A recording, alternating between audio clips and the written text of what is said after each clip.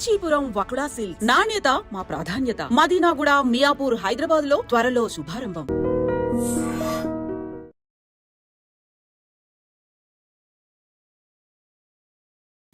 Hi, welcome to iTrip. ఈ ఆదివారం Champions Trophy final జరగబోతుంది. ఇండియా న్యూజిలాండ్ జట్ల మధ్య ఓ బలమైన match.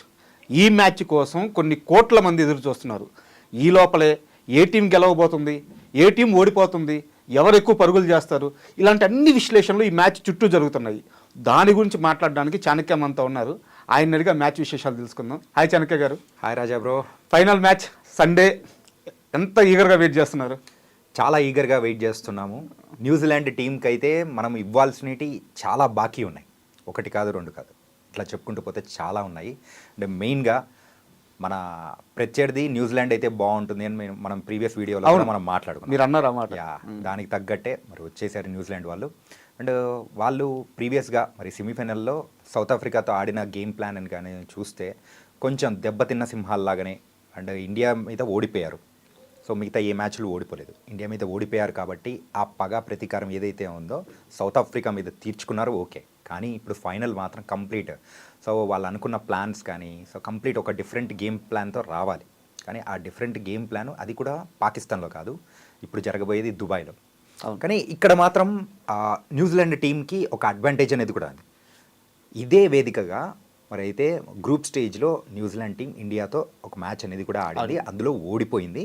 And Indian team weakness ఏంటి, అండ్ ఆ గ్రౌండ్ యొక్క డైమెన్షన్స్ ఎలా ఉంటాయి, ఆ గ్రౌండ్లో సిచ్యువేషన్ తగ్గట్టు ఎలా ఆడాలి ఏంటి అనేది కూడా న్యూజిలాండ్కి ఒక ఐడియా వచ్చింటుంది. ఆల్రెడీ మ్యాచ్ ఆడింది యా. కాబట్టి ఇప్పుడు ఇండియన్ టీం మాత్రం సో రెగ్యులర్గా వెళ్తున్న ప్లాన్ కానీ సో అలా మాత్రం వెళ్ళకూడదు, ఒక డిఫరెంట్ గేమ్ ప్లాన్తో రావాలి. 4 స్పిన్నర్స్ ఏదైతే ఉందో అంటే దాంతో వెళ్తూ ఉన్నా కానీ ఇంకొక ఎక్స్ట్రా ఏదైనా కానీ ఒక సర్ప్రైజింగ్ ప్యాకేజ్ లాంటిది న్యూజిలాండ్కి ఒక షాక్ ఇచ్చే ఎవరైనా కానీ ఒక సర్ప్రైజింగ్ ప్లేయర్ ఎవరైనా వస్తే బాగుంటుందని కూడా నాకు అనిపిస్తోంది. లేకపోతే ఆల్రెడీ ఆడిన వాళ్ళే మరొకసారి ఆడుతూ ఉన్నప్పుడు ఖచ్చితంగా కొన్ని మార్పులు చేర్పులు అనేది కూడా మార్చుకోవడం కానీ అప్రోచ్ ఖచ్చితంగా డిఫరెంట్ ఉంటుంది. అండ్ ఇప్పుడైతే మరి భయంకరమైన ఫామ్లో ఉన్న విరాట్ కోహ్లీని ఆపాలని చెప్పేసి వాళ్ళ ఎక్స్ట్రా స్పిన్నర్స్ని కూడా మరి అయితే టీంలో ఇంక్లూడ్ చేసుకునే అవకాశాలు కూడా ఉంటాయి. అండ్ రోహిత్ శర్మని ఎలా ఆపాలనే దాని గురించి హెన్రీ కానీ అండ్ మిగతా వాళ్ళు కూడా ఉన్నారు. కాబట్టి సో వాళ్ళ ఒక గేమ్ ప్లాన్స్ అనేది కూడా మారుతుంటుంది. అండ్ మిడిల్ ఆర్డర్లో ఇంకొక ప్లేయర్ని మరి చాలా టీమ్స్ కొంచెం నెగ్లెజిబుల్ చేస్తుంటాయి. కానీ అలాంటి ప్లేయరే ఇండియన్ టీంకి మంచి మంచి పార్ట్నర్షిప్ ఇచ్చిన సందర్భాలు కూడా ఉన్నాయి. ఆ ప్లేయర్ ఎవరంటే శ్రేయాస్ అయ్యర్. కాబట్టి ఇక్కడ అయితే కంప్లీట్గా ఫస్ట్ ఇండియన్ టీం గురించి మాట్లాడుకుంటే ఇండియన్ టీంలో అయితే కంప్లీట్ ఒక అందరూ కూడా ఒక మ్యాచ్ విన్నర్సే, ఏ ఒక్కరిని తక్కువ అంచనా వేయకూడదు. సో వాళ్ళదైన రోజు అందరూ కలిసి కట్టుగా ఆడుతున్నారు. మరి ఏ గేమ్కైనా కానీ మెయిన్గా క్రికెట్ విషయానికి వచ్చేటప్పటికి గేమ్ ప్లే, టీమ్ ప్లే అనేది ఉందంటే సో ఒక పాజిటివ్ ఎన్విరాన్మెంట్ మరి విజయాలు అనేది కూడా దక్కించుకుంటూ వెళ్ళిపోతుంటాము.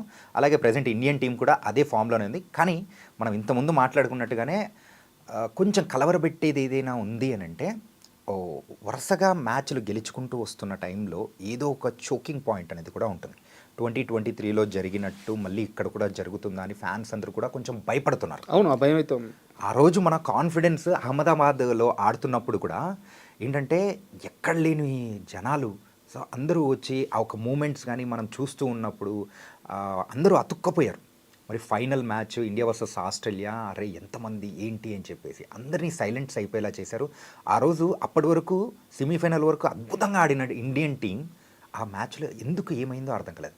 ఆ ప్రెషర్ తీసుకోలేక అలా ఆడిందా లేకపోతే ఏమైందా అని అర్థం కాలేదు.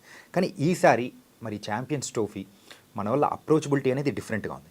సేమ్ ఆ రోజు ఏదైతే విన్నింగ్ స్ట్రీక్ అయితే ఉందో అలాగే ఉంది. కానీ ఈరోజు డిఫరెంట్గా కనిపిస్తుంది ఏంటంటే మేము గెలుస్తాము అని ఓవర్ కాన్ఫిడెన్స్ లేకుండా గెలిపిస్తాము, అందరం కలిసికట్టుగా గెలిపిస్తామనే ఒక పాజిటివ్ ఇంటెంట్ అనేది కూడా ఇండియన్ టీంలో కనిపిస్తుంది. మెయిన్గా రోహిత్ శర్మ అండ్ విరాట్ కోహ్లీ వీళ్ళిద్దరు కాంబినేషన్ సో మరొకసారి సక్సెస్ అవుతుందని కూడా అనిపిస్తుంది. అండ్ ఇక్కడ మనం ఇంకో విషయం మాట్లాడుకోవాలి. న్యూజిలాండ్ టీం మీద అంటే మన మీద గెలుస్తున్నారు కాబట్టి వాళ్ళ మీద కాస్త మనకి ఆటలో భాగంగా ఒక ద్వేషం ఉండొచ్చు. కానీ న్యూజిలాండ్ టీంని మనం ఎప్పుడూ కూడా ఓన్ చేసుకునే ఉంటాం. కారణం వచ్చేసి విలియమ్సన్, కేన్ మామ. అయితే ఈ ఫైనల్కి ముందు కేన్ మామ ఒక స్టేట్మెంట్ ఇచ్చాడు. ఇండియాకి దుబాయ్ పిచ్చులు, అక్కడ వాతావరణం ప్లస్ అవద్ది, వాళ్ళు కాస్త ఆధిక్యంలో ఉన్నారు, మేము కొంచెం వాళ్ళకంటే మెంటల్గా డౌన్ ఉంటాం, ఇలాంటి ఏమీ మేము పట్టించుకోము, ఆ రోజు మ్యాచ్ కోసం ఏం కావాలో అది చేసి మ్యాచ్ గెలుస్తాము అని చెప్పి కేన్ మామ నుంచి ఇలాంటి ఒక స్టేట్మెంట్ రావడం ఎలా చూస్తారు? యూజువల్గా మిగతా వాళ్ళు మెయిన్గా కేన్ మామ స్టేట్మెంట్స్ గురించి మాట్లాడే ముందు డేవిడ్ మిల్లర్ ఒక కాంట్రవర్షియల్ స్టేట్మెంట్ అనేది కూడా ఇచ్చాడు. ఓకే. సో ఆ స్టేట్మెంట్ని కాంట్రడిక్ట్ చేస్తూ ఇక్కడైతే విలియమ్సన్ అలా లేదు, మేము మ్యాచ్ విన్నర్స్గా మేము అడుగు పెడతాము, గెలుస్తామనే ఒక పాజిటివ్ ఇంటెంట్. ఏంటంటే మెయిన్గా అక్కడ సౌత్ ఆఫ్రికాకు వచ్చిన ఒక జస్ట్ డిసడ్వాంటేజ్ అక్కడ డేవిడ్ మిల్లర్ మరి మాట్లాడిన సందర్భం ఏంటంటే, అక్కడ మ్యాచెస్ అయిపోయిన తర్వాత పాకిస్తాన్లో మ్యాచెస్ అయిపోయిన తర్వాత south Africa and Australian team రెండు కూడా దుబాయ్కి వచ్చి ఇక్కడైతే ఎవరు మనతో ఆడతారని చెప్పేసి వెయిట్ చేస్తున్న సందర్భంలో ఒక టీం అయితే సౌత్ ఆఫ్రికన్ టీం మళ్ళీ రిటర్న్ వెళ్ళిపోయింది. వాళ్ళు రాను పోను ఇట్లా కొంచెం వాళ్ళ ఒక స్ట్రెస్ అనేది కూడా ఉండడంతో అందుకే మేము ఓడిపోయాము. ఇప్పుడు అంటే ఓటమి తర్వాత ఎవరైనా కానీ ఒక కారణాల కోసం వెతుక్కుంటూ ఉంటారు. అంటే ఆ టీంని మరి ద్వేషించకూడదు. సో వాళ్ళ ఫ్యాన్స్ మరి అయితే వాళ్ళ ఫ్యాన్స్ వాళ్ళను అంటే ఇబ్బంది పెట్టకూడదు. అరే మా ఫ్యాన్స్కి అరే ఓడిపోయాము బట్ ఈ యొక్క కారణాలు ఉన్నాయి. ఎప్పుడైనా కానీ గెలిచినోడు ఎప్పుడు కారణాలు చెప్పుకోడు, ఓడిపోయినోడు మాత్రమే ఆ కారణాలు అనేది కూడా చెప్పుకుంటాడు. పలానా వాటి వల్ల ఓడిపోయామని చెప్పేసి చెప్పుకుంటుంటారు. సో అలాంటి కడుపు మంటతో వచ్చిన సందర్భం అనేది కూడా డేవిడ్ మిల్లర్ దగ్గర నుంచి కూడా చూసుకోవచ్చు. డేవిడ్ మిల్లర్ మరి నా సపోర్ట్ అంతా కంప్లీట్గా న్యూజిలాండ్ టీంకే అని చెప్పేసి చెప్పాడు ఫైనల్లో. దీన్ని బట్టి అర్థం చేసుకోవచ్చు వాళ్ళంత బాధతో ఉన్నారు. బాధతో ఉన్నారు. ఇండియన్ టీంకి అయితే ఓన్లీ ఒకే వెన్యూలో ఆడుతుంది, వాళ్ళకైతే బోల్డ్ ఎంత అడ్వాంటేజ్ ఉంది, మేమైతే అక్కడికి ఇక్కడికి తిరుగుతున్నాం అది ఇది అని చెప్పేసి అని అన్నారు. కానీ ఇదే సందర్భంలో ఇంకొక విషయం కూడా మాట్లాడగలి. 2023 వరల్డ్ కప్ జరుగుతున్న టైంలో వేరే మ్యాచెస్ జరుగుతున్నప్పుడు మన ఇండియాలో చాలా స్టేడియంస్లో ఒక్కొక్క మ్యాచ్ లేకుండా వాళ్ళు మళ్ళీ తిరిగి రావడం వెళ్ళడం లేకుండా ఐసీసీ ఒక చిన్న అడ్వాంటేజ్ అనేది కూడా వేరే టీమ్స్కి ఇచ్చింది. ఏంటంటే ఒకే వెన్యూలో రెండు మ్యాచెస్ ఆడే విధంగా. కానీ మన ఇండియన్ టీంకి మాత్రం ఆ అడ్వాంటేజ్ లేదు. ప్రతి ఒక్క మ్యాచ్ డిఫరెంట్ వెన్యూస్, వాళ్ళు ట్రావెల్ చేయాలి, మళ్ళీ ఆడాలి, సిచ్యువేషన్స్ తగ్గట్టు మూవ్ ఆన్ అవ్వాలి. అయినా కానీ గెలుస్తూ అట్లా వచ్చారు. కానీ ఫైనల్ మ్యాచ్లో దురదృష్టవశాత్తు అలా జరిగింది. సో ఆ రోజు లేవని వాయిస్ ఈరోజు ఎందుకు రైజ్ అవుతుంది? అవును, ఇప్పుడు అంతకంటే ముందు ఐసీసీ మీటింగ్ అనేది కూడా జరిగింది. ఐసీసీ మీటింగ్ జరిగినప్పుడు సో ఇండియా ఆడను అని చెప్పేసి కరాఖండిగా చెప్పేసింది. అలాంటి టైంలలో అంటే వాళ్ళకి అడ్వాంటేజ్ ఉంది, మాకు కూడా అడ్వాంటేజ్ ఉంది, మేము కూడా అప్పుడే చెప్పాలి. సో అలాంటి లేకోకుండా ఇప్పుడు మొత్తం అయిపోయిన తర్వాత ఓడిపోయిన తర్వాత అరే ఏంది వాళ్ళకి అడ్వాంటేజ్ ఉంది మాకు లేదు అని చెప్పేసి ఆ ఇంగ్లాండ్లో మెయిన్ సీనియర్ ప్లేయర్స్ అండ్ అలాగే ఇప్పుడు సౌత్ ఆఫ్రికాలో ప్రజెంట్ ఆడుతున్న డేవిడ్ మిల్లర్ కానీ సో వీళ్ళందరూ అండం సర్వసాధారణం. కానీ కేన్ మామ మాత్రం ఒక స్పెషాలిటీ అనేది కూడా ఉంది. ఏంటంటే ఎప్పుడు వివాదాల జోలికి పోడు. వివాదాలు అనేటప్పటికీ సో దాన్ని ఎట్లా తగ్గించాలని చూసే పర్సన్. అండ్ మెయిన్గా తర్వాత నెక్స్ట్ రాబోతున్నది ఐపీఎల్ సీజన్.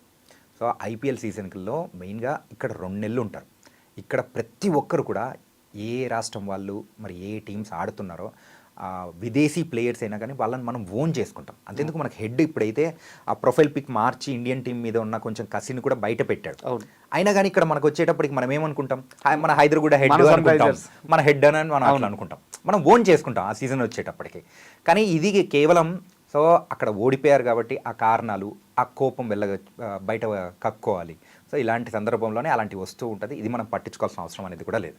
అండ్ ఇప్పుడు అయితే అందరూ ఛాంపియన్స్ ట్రోఫీ అంటున్నారు. స్టార్టింగ్లో దీన్ని నాకౌట్ సిరీస్ అనేవాళ్ళు. 2000 సంవత్సరంలో అప్పుడు ఇండియా చాలా స్ట్రగుల్ ఫేస్ చేసింది. గంగూలీ కొత్తగా కెప్టెన్ అయ్యాడు. 6th పొజిషన్లోనూ 7th పొజిషన్లోనూ ఉండేవాళ్ళం వన్డే ర్యాంకింగ్స్లో. అలాంటి ఒక టీంని అప్పుడు నాకౌట్ సిరీస్లో ఫైనల్కి తీసుకెళ్తాడు గంగూలీ. కానీ ఆ ఫైనల్లో మనం ఓడిపోతాం ఇదే న్యూజిలాండ్ చేతులు. ఇప్పుడు 2025 సంవత్సరాల తర్వాత అందరూ ఏంటంటే న్యూజిలాండ్తో పగ తీర్చుకోవడం అంటే వరల్డ్ కప్లో సెమీస్లో మనం ఓడిపోయాము ఆ పగ తీర్చుకోవాలంటున్నారు. బట్ కొంచెం సీనియర్ క్రికెట్ ఫ్యాన్స్ ఉంటారు కదా, వాళ్ళందరూ ఏమంటున్నారంటే వరల్డ్ కప్లో చూసుకున్నాం, మనల్ని ఛాంపియన్స్ ట్రోఫీలో 25 సంవత్సరాల క్రితం కొట్టున్నారు, దానికి పగ తీర్చుకోవాలి అని చెప్పి అంటున్నారు. మెయిన్గా గేమ్స్ విషయంలో అది కూడా కంట్రీస్ మధ్యలో ఆడేటప్పుడు గేమ్స్ విషయంలో ఆ రైవల్రీ అనేది ఉంటుంటే ఒక హెల్తీ రైవల్రీ. సో అది it was a good thing. ఏంటంటే మనం కూడా చూడ్డానికి ఎగ్జైటింగ్ పాయింట్ అనేది ఒకటి ఉండాలి అనే సందర్భం అనేది కూడా ఒకటి ఉంటుంది. ఈవెన్ పాకిస్తాన్కి మన ఇండియాకి ఉన్న వైరం అనేది కూడా మనకు తెలుసు. ఏంటంటే అది కూడా సో పొలిటికల్ జియోగ్రఫికల్ దాని పరంగా ఉన్న విషయాలు కాబట్టి మనం కూడా ఆ 2 టీమ్స్ మధ్యలో జరిగే మ్యాచెస్ ఏదైనా ఉన్నప్పుడు కూడా వేరే దేశాల వాళ్ళు కూడా చాలా ఇంట్రెస్ట్గా చూస్తూ ఉంటారు. అరే ఈ రెండు మ్యాచ్ అంటే ఈ మ్యాచ్ మనం చూడాలి అని మన వాళ్ళే కాకుండా వాళ్ళు కూడా ఎంతో ఇంట్రెస్టింగ్ చూస్తున్నారు. అలాగే ఇక్కడ మెయిన్ న్యూజిలాండ్ టీం మీరు అన్నట్టు కూడా గంగూలీ అప్పుడు ఫైనల్కి తీసుకెళ్ళినప్పుడు న్యూజిలాండ్ చేతిలో ఓడిపోయాం. 25 ఇయర్స్గా వెయిట్ చేస్తున్నది, అది కూడా ఛాంపియన్స్ ట్రోఫీలో మనం కప్పు ఎత్తాలి, దాంతోపాటు వైట్ కోట్ వేసుకోవాలి అంటే మాత్రం this is the right time. And ఇదే మంచి సందర్భం కూడా టీం కాంబినేషన్ విషయానికి వచ్చేటప్పటికైనా కానీ, వెన్యూ విషయానికి వచ్చేటప్పటికైనా కానీ, టీం అంటే ఇంటర్నల్గా టీంలో ఉన్న ఒక హెల్తీ అట్మాస్ఫియర్ విషయంలోనా కానీ, అందరి దగ్గర నుంచి వచ్చే సపోర్ట్ అయినా కానీ ఇప్పుడు మాత్రం చాలా చక్కగా ఉంది. అట్లీస్ట్ దిష్టి దాక్కుండా అంటే చాలా మంది కూడా అనుకుంటున్నారు. ఈవెన్ మీమ్స్ కూడా మన వాళ్ళు చాలా సూపర్గా వేస్తున్నారు, ఎంటర్టైనింగ్గా. మీరు వెన్యూ అన్నారు కాబట్టి అడుగుతున్నాను, ఆ దుబాయ్ పిచ్, అక్కడ వాతావరణం, ఇవన్నీ దృష్టిలో పెట్టుకుంటే టాస్ గెలిచిన టీము ఏది సెలెక్ట్ చేసుకుంటే బాగుంటుంది? యూజువల్గా టాస్ గెలిచిన టీం అయితే బ్యాటింగ్ ఎంచుకుంటేనే మంచిదండి. ఎందుకంటే ఇప్పుడైతే కొత్త పిచ్ ఇస్తారు. కొత్త పిచ్ ఇచ్చినప్పుడు యూజువల్గా పాత పిచ్ అయితే స్పిన్నర్స్కి ఎక్కువగా అనుకూలం ఉండే అవకాశం ఉంటుంది. కానీ ఇక్కడ కొత్త పిచ్ వచ్చేటప్పటికి పేసర్స్కి అనుకూలంగా ఉంటుంది. అలాగే స్పిన్నర్స్ కొంచెం ఎక్కువ కష్టపడాలి. సో ఇద్దరు అంటే బౌలర్స్కి కొంచెం హెల్ప్ అనేది దొరకచ్చు. కానీ ఎప్పుడైనా కానీ దుబాయ్ పిచ్ అక్కడ ఉన్న కండిషన్స్ ప్రకారం మెయిన్గా చాలా జాగ్రత్తగా చూసుకొని ఆడాలి.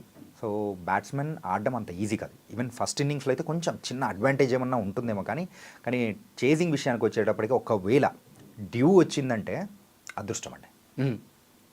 డ్యూ వస్తే ఎవరైతే సెకండ్ బ్యాటింగ్ చేస్తున్నారో అది అదృష్టం. కానీ రీసెంట్గా జరిగిన మ్యాచెస్లో చూస్తే డ్యూ అనేది ఎక్కడ రావట్లేదు. కాబట్టి ఈ మ్యాచ్లో కూడా వచ్చే అవకాశాలు అనేది కూడా లేదు. కాబట్టి ఇలాంటి సందర్భంలో మెయిన్గా ఫస్ట్ బ్యాటింగ్ చేసి సో సక్సెస్ఫుల్గా ఒక స్కోర్ అనేది కూడా ఆ బోర్డు మీద మనం పెట్టామంటే, స్కోరింగ్ బోర్డు మీద, అప్పుడు ప్రెషర్ లేకుండా అప్పుడు మన బౌలర్స్ అయితే ఇప్పుడు స్ట్రాంగ్ యూనిట్గా ఉంది బౌలింగ్ యూనిట్. వాళ్ళు వాళ్ళ పని నిర్వర్తించేసి మన గ్రూప్ స్టేజ్లో ఎలా అయితే న్యూజిలాండ్ కట్టడి చేశామో సో ఇప్పుడు కూడా అలాగే కట్టడి చేసే అవకాశాలు అనేది కూడా ఉంటుంది. అంటే మీరు చెప్పిన వర్షన్ అంతా న్యూజిలాండ్ కరెక్ట్. అంటే న్యూజిలాండ్ ఒకవేళ వాళ్ళు ఫస్ట్ బ్యాటింగ్ చేస్తున్నా అది ఓకే. కాకపోతే ఇక్కడ ఒక సమస్య ఉంది. ఒకవేళ ఇండియాకి చేజింగ్ ఇస్తే వాళ్ళు, ఇక్కడ కోహ్లీ ఉన్నాడు, చేజ్ మాస్టర్ ఉన్నాడు. సో న్యూజిలాండ్ టీం ఆ డిసిషన్ తీసుకోకపోవచ్చేమో కదా? ఖచ్చితంగా తీసుకోకపోవచ్చు. ఎందుకంటే చేజింగ్ విషయం అని వచ్చేటప్పటికి కోహ్లీకి మాత్రం ఒక పూనకాలు వచ్చేస్తుంటుంది. అండ్ ఈవెన్ చేజ్ మాస్టర్ మన దగ్గర ఉన్నాడని చెప్పేసి ఒక బ్యాట్స్మెన్స్లో కూడా ఒక కాన్ఫిడెన్స్ వచ్చేస్తూ ఉంటుంది. అండ్ ఒక పెద్ద స్కోర్ ఎప్పుడైనా కానీ ఆ టోటల్ ఉన్నప్పుడు ఎలా ఆడాలి, మెయిన్గా సో ఈ మ్యాచ్ని ఎలా తీసుకెళ్ళాలి, ఒక కన్స్ట్రక్టివ్గా తీసుకెళ్లే విధానం అనేది కూడా మెయిన్గా కోహ్లీకి తెలిసినంతగా ఇప్పుడు ప్రజెంట్ ఇంటర్నేషనల్ క్రికెట్లో ఎవ్వరికీ తెలియదండి. దానికి తగ్గట్టు మరి ఇన్నింగ్స్ను బిల్డ్ చేసుకుంటూ వెళ్తాడు. అవతల ఎవరైనా కానీ వికెట్స్ పడుతున్నా కానీ అవతల బ్యాట్స్మెన్ ఆ ఎండ్లో ఉన్న బ్యాట్స్మెన్కి కూడా ఒక కాన్ఫిడెన్స్ అనేది కూడా ఇచ్చి నువ్వు ఇలా ఆడు. ఈవెన్ ఇన్స్ట్రక్షన్స్ అనేది కూడా అవతల నుంచి వస్తూ ఉంటుంది. ఆ ఇన్స్ట్రక్షన్స్ వచ్చినా కానీ ఆల్రెడీ మాస్టర్ ఇక్కడ ఉండగా ఆ ఇన్స్ట్రక్షన్స్ కూడా చెప్పాల్సిన అవసరం లేదనిపిస్తుంది. అండ్ అలాగే మీరు కోహ్లీ ప్రస్తావన తీసుకొచ్చారు. కోహ్లీ సూపర్ ఫామ్లో ఉన్నారు, దాంట్లో నో డౌట్. సో కోహ్లీ పైన చాలా నమ్మకాలు పెట్టుకోవచ్చు. అయితే ఇక్కడ అన్ని విజయాలు వస్తుండబట్టి మనకి కొన్ని సమస్యలు కనిపించట్లేదు. ముఖ్యంగా రోహిత్ శర్మ ఫామ్ అండ్ అలాగే గిల్ పర్ఫార్మెన్స్. గత కొన్ని మ్యాచ్ల్లో వాళ్ళిద్దరి మధ్య పార్ట్నర్షిప్ బిల్డ్ అవ్వటం లేదు, ఓపెనింగ్ సరిగ్గా ఉండట్లేదు. ఫైనల్లో కూడా ఇదే రిపీట్ అయితే సమస్య వద్దంటారా? రిపీట్ అయ్యే అవకాశాలు కొంచెం తక్కువ ఉంటుందండి. ఫైనల్ విషయం వచ్చేటప్పటికి కొంచెం జాగ్రత్త అనేది అతి జాగ్రత్త అయిందంటే ప్రమాదమే. సో అలా అవ్వకుండా ఫ్రీ ఫ్లోగా వాళ్ళ న్యాచురల్ బ్యాటింగ్ అనేది కూడా ఆడారంటే ఈవెన్ గిల్ అయినా కానీ రోహిత్ శర్మ అయినా కానీ సో వాళ్ళని ఆపడం ఎవరి తరం కాదు. కానీ వీళ్ళిద్దరికీ ఉన్న మెయిన్ డిసడ్వాంటేజ్ ఏంటంటే లాస్ట్ ప్రీవియస్ మ్యాచెస్లో ఒక మంచి పార్ట్నర్షిప్ అనేది కూడా బిల్డ్ చేయాలని అలా అనుకోలేకపోతున్నారు. ఈవెన్ అక్కడ న్యూజిలాండ్ ఫీల్డర్స్ గురించి కూడా మనం ఒకసారి కొంచెం ఆలోచించాలి. వాళ్ళు ఒక ఎగిరి బంతులు పట్టడంలో కానీ, ఆ ఫీల్డింగ్ విషయంలో క్యాచెస్ ఎఫిషియన్సీలో కానీ వాళ్ళకి సక్సెస్ రేట్ అనేది కూడా ఎక్కువగా. ఈవెన్ మనము లాస్ట్ మ్యాచ్ న్యూజిలాండ్తో ఆడేటప్పుడు కూడా విరాట్ కోహ్లీ ఇచ్చిన క్యాచ్ ఎంత బలంగా బాదాడు. అవుని ఫిలిప్స్ పట్టుకున్న ఆ క్యాచ్ మాత్రం నిజంగా it was a mind blowing. And ఈ టోర్నమెంట్ మొత్తం మీదలో సో టాప్ 1 క్యాచ్ ఏదైనా ఉందంటే అది మాత్రం ఖచ్చితంగా ఉంటుంది. అంత స్పీడ్లో వెళ్ళే బాల్ని కూడా ఎగిరి మరి క్యాచ్ చేశాడంటే ఇలాంటిది ఫస్ట్ టైం పట్టడం కాదు, చాలా వరకు పట్టాడు. అండ్ తనతో పాటు కూడా ఈవెన్ మిగతా ఫీల్డర్స్ ఎవరైతే ఉన్నారో ఈవెన్ కేన్ విలియమ్స్ కూడా అద్భుతమైన క్యాచెస్ అనేది కూడా పడుతున్నారు. సో అలాంటి అప్రోచబిలిటీ ఉంది కాబట్టి ఒకసారి ఈవెన్ రోహిత్ శర్మ అయినా కానీ గిల్ అయినా కానీ ఎక్కువగా గాల్లో లేపకుండా బంతులు అనేది కూడా so to the ground on the ground ఆడే సో ఎక్కువగా గ్యాప్స్ చూడడం కానీ, సో గ్యాప్స్ చూసి కొట్టే అవకాశాలు ఏదైనా ఉంటే బాగుంటుంది. కానీ రోహిత్ శర్మని ఒక్కసారి ఆ ఒక్క ఫామ్ అందుకున్నాడు అనుకోండి, తనని ఆపడం ఎవరి వల్ల కాదు. మీమ్స్లో కూడా ఇప్పుడు అందరూ ఒక నిన్నటి నుంచి నువ్వు ఒక గంట సేపు గ్రీస్లో ఉండన్నా 100 కోట్ల మంది కోరుకుంటున్నారు, గంట ఉండన్నా చాలు అంటున్నారు. 140 కోట్ల మంది కోరుకుంటారండి. ఏంటంటే ఒక గంట కాదు, ఈవెన్ ఫస్ట్ ఒక 10 overs. So Rohit Sharma wicket కానీ గిల్ వికెట్ పడకుండా వాళ్ళిద్దరు క్రీజ్లో ఉన్నారంటే వాళ్ళని ఆపడం ఎవరితరం కాదు. ఎందుకంటే మెయిన్గా వాళ్ళు స్ట్రగుల్ అయ్యేది స్టార్టింగ్ కొంచెం మాత్రమే. ఆ కొత్త న్యూ బాల్ ఎప్పుడైతే ఉంటుందో, సో ఒక 5-6 ఓవర్స్ వరకు, మెయిన్గా దుబాయ్లో ఆ 5-6 ఓవర్స్ వరకు ఆ న్యూ బాల్ ఎఫెక్టివ్నెస్ అనేది ఎక్కువగా ఉంటుంది. సో అంతవరకు వాళ్ళు నిలబడి జాగ్రత్తగా ఆడారు అంటే తర్వాత వాళ్ళని ఆపడం ఎవరితరం కాదు. చెనక గారు, ఇక్కడ ఇండియన్ టీం బలాబలాలు అందరికీ తెలుసు. ఎందుకంటే మన టీము మనం చాలా మ్యాచ్లను చూస్తున్నాము, ఎవరు ఫామ్లో ఉన్నారు ఎవరు ఫామ్లో లేరు అనేది మనకు మొత్తం ఐడియా ఉంది. బట్ ఇక్కడ సమస్య ఏంటంటే న్యూజిలాండ్ టీం గురించి. వాళ్ళంతా అసలు ఫామ్ అనేది న్యూజిలాండ్ టీంలో ఎప్పుడూ ఉండదు. ఆ రోజు మ్యాచ్కి తగ్గట్టు ఆ రోజు ఎవరో ఒకరు పర్ఫార్మెన్స్ చేసేస్తారు. పర్టికులర్గా వీళ్ళే ఆడతారు, వీళ్ళే కొడతారు, వీళ్ళే స్టార్స్, అలా ఏముండదు. బ్యాటింగ్ ఆర్డర్ పై నుంచి చూసుకున్నట్టయితే కింద బ్రేస్వెల్ వరకు, లేకపోతే బౌలింగ్లో ఈవెన్ ఫిలిప్స్ కూడా వికెట్లు తీస్తాడు. సో ఆ సిచ్యువేషన్కి ఎవరు అవసరమైతే వాళ్ళు పర్ఫార్మెన్స్ చేసేస్తారు. అదే న్యూజిలాండ్ టీం స్పెషాలిటీ. ఇప్పుడు న్యూజిలాండ్ టీం బలాబలాలు ఎలా ఉన్నాయి? న్యూజిలాండ్ టీం మెయిన్గా మనము వరీ అవ్వాల్సింది రచన్ రవీంద్ర అండ్ దాంతోపాటు కూడా కేన్ విలియమ్సన్ ఫామ్. ఓకే, వాళ్ళు సెమీఫైనల్లో సౌత్ ఆఫ్రికాతో ఆడుతున్న మ్యాచ్లో కూడా ఇద్దరు సెంచరీలు సాధించారు. అంటే అందరూ అనుకుంటుంటారు, అరే వాళ్ళిద్దరు సెంచరీలు సాధించారు, వాళ్ళ స్కోర్ 360 పెట్టేశారు, ఇక్కడ కూడా పెడతారని. కానీ అక్కడ లాహోర్ స్టేడియంలో ఏదైతే మ్యాచ్ సెమీఫైనల్ మ్యాచ్ జరిగిందో, it's a completely batting Paradise. అలాంటి సందర్భంలో అక్కడ పరుగుల వరద అనేది కూడా పారుతుందని అందరికీ తెలిసిందే. కానీ coming to the Dubai pitch అలా మాత్రం కాదు. అట్లాంటప్పుడు రచిన్ రవీంద్ర మరి అయితే ఇక్కడ ఇండియన్ టీంతో ఆడేటప్పుడు మంచి ఎఫెక్టివ్గా ఉండాలి కదా. సో ఆ ఎఫెక్టివ్నెస్ కనిపించలేదు. కానీ మెయిన్గా ఇక్కడ రోహిత్ శర్మ కెప్టెన్సీ విషయానికి వచ్చేటప్పటికి ఎవరి బలం ఏంటా అనేది కూడా రోహిత్ శర్మకి చాలా చక్కగా తెలుసు. ఆ ఫీల్డింగ్ ప్లేస్మెంట్స్ ఎక్కడెక్కడ వాళ్ళకు లూప్ హోల్స్ ఉన్నాయని తెలుసు కాబట్టి దానికి తగ్గట్టు ఆ ఫీల్డింగ్ సెటప్ చేసి ఏ బౌలర్ని ఎప్పుడు తీసుకొని వస్తే వీళ్ళు స్ట్రగుల్ అవుతారు అని ఆ ఒక టెక్నిక్స్ అనేది కూడా రోహిత్ శర్మకి తెలుసు కాబట్టి ఎవరినైనా ఇబ్బంది పెట్టే అవకాశాలు అనేది కూడా ఉంటుంది. మనం మెయిన్గా ఆలోచించాల్సింది రచిన్ రవీంద్ర, విలియమ్సన్, యంగ్ను అయితే మనం కొంచెం పర్లేదు, కానీ తన గురించి కూడా మనం ఆలోచించాల్సిందే. అండ్ మెయిన్గా బౌలర్స్ విషయానికి వచ్చేటప్పటికి హెన్రీ కాకపోతే హెన్రీకి కొంచెం ఇంజురీ కన్సర్న్ ఏదో మొన్న సౌత్ ఆఫ్రికన్ మ్యాచ్లో కనపడింది. అది సీరియస్ ఇంజురీ అవ్వకపోయిండొచ్చు, బట్ ఆ షోల్డర్ ఇంజురీ ఏదో కొంచెం తనని బాధ పెడుతున్నట్టు కూడా అనిపిస్తూ ఉంది. ఒకవేళ అది పెద్ద ఇంజురీ అయిందంటే మాత్రం సో ఈ మ్యాచ్కి తను మాత్రం అందుబాటులో లేడంటే ఇండియాకు ఒక పెద్ద రిలీఫ్, ఒక బోనస్ అని కూడా అవును. ఎందుకంటే ఆ రోజు సెమీస్లో మనం ఓడిపోయినప్పుడు కూడా హెన్రీనే మనం చాలా పెద్ద దెబ్బ తీసింది. స్టార్టింగ్ వికెట్స్ అతనే తీశాడు. సో గతంలో చూసినట్టయితే మొన్న రీసెంట్ మ్యాచ్లో కూడా మనం గెలిచిన మ్యాచ్లో కూడా రోహిత్ శర్మ వికెట్ తీసింది కూడా అతనే, హెన్రీ. సో అది కానీ తప్పిందంటే మనకి అసలు చాలా ప్లస్ అయినట్టు మీరు అన్నట్టు. ఆ షార్ట్ పిచ్ డెలివరీస్ వేయడంలో ఎక్కువగా న్యూజిలాండ్ బౌలర్స్ చాలా ఎఫెక్టివ్గా ఉంటారండి. మెయిన్గా వాళ్ళందరికీ తెలుసు ఏంటంటే ఇండియన్ టీంకి షార్ట్ పిచ్ డెలివరీస్ వేసి థర్డ్ మ్యాన్ ఫీల్డర్ని పెట్టామంటే ఖచ్చితంగా వికెట్స్ దొరికే అవకాశాలు ఎక్కువగా ఉంటాయి. లేకపోతే ఒకవేళ పుల్ షాట్ ఆడేటప్పుడు ఎక్కడైనా కానీ కనెక్ట్ కాకపోతే అది గాల్లో లేచిందంటే ఈజీగా క్యాచ్ దొరుకుతుంది. ఈవెన్ రోహిత్ శర్మ వికెట్ అనేది కూడా సేమ్ ఆ టైప్ ఆఫ్ గేమ్ ప్లాన్తోనే వస్తారు. కానీ మన శ్రేయస్ అయ్యర్ ఒక 2 years బ్యాక్ షార్ట్ పిచ్ డెలివరీస్కి ఎలా అయితే ఇబ్బంది పడుతున్నాడో ఇప్పుడు ఎంత ఎఫెక్టివ్గా మారాడో ఆ టెక్నిక్ ఏదో మిగతా వాళ్ళకి కూడా చెప్పారంటే సో దానిలోంచి మనం బయటపడవచ్చు. అంటే కొంచెం యాడెడ్ అడ్వాంటేజ్ అవుతుంది. అండ్ ఆ షార్ట్ పిచ్ డెలివరీస్ని ఎలా మనం కంట్రోల్ చేసి ఆడాలి, ఎక్కడ మనం టెంప్ట్ అవ్వకూడదు. మెయిన్గా అంటే బాల్ వస్తుంది కదా, ఫోర్స్ కొట్టాలి, సిక్సర్స్ కొట్టాలి అని ఆ టెంప్ట్ అవ్వకుండా జాగ్రత్తగా కన్స్ట్రక్టివ్గా ఆడుకుంటూ వచ్చారంటే మాత్రం ఎస్. అండ్ ఇంకొన్ని గంటల్లో ఫైనల్ జరగబోతుంది. ఈ లోపల మనకి శత్రువులు ఎక్కువైపోయారు. ఇండియా ఫైనల్లో ఓడిపోవాలని South Africa, Australia, Pakistan, Bangladesh ఈ దేశాలకు సంబంధించిన ప్లేయర్స్ కానీ మాజీ క్రికెటర్లు కానీ ఓపెన్గా స్టేట్మెంట్స్ ఇస్తున్నారు. మీరు అన్ని దేశాలు చెప్పారు, ఇంగ్లాండ్ విషయం మర్చిపోయారు. మైకల్ వాన్ ఎప్పుడు మన మీద పడి ఏడుస్తూ ఉంటాడు. మనం ఎంత మంచి చేసినా కానీ సో అవతల నుంచి ఫస్ట్ నెగిటివ్ కామెంట్ వచ్చేది మైకల్ వాన్ నుంచే. అతని పేరు తీయకూడదు అనుకుంటాం కానీ సో ఎప్పుడు నేనున్నా అనుకుంటూ ముందుకు వచ్చేసి ఖచ్చితంగా చెప్పే వాళ్ళలో సో నెగిటివ్ కామెంట్ చెప్పే విషయంలో సో అలాగే ఉంటారు. కానీ అలా ఎంతమంది ఏడుస్తున్నా కానీ మెయిన్గా మన వాళ్ళు సో విజయంతో సమాధానం అనేది కూడా చెబుతారు. దానికోసం అందరం వెయిట్ చేస్తున్నాము.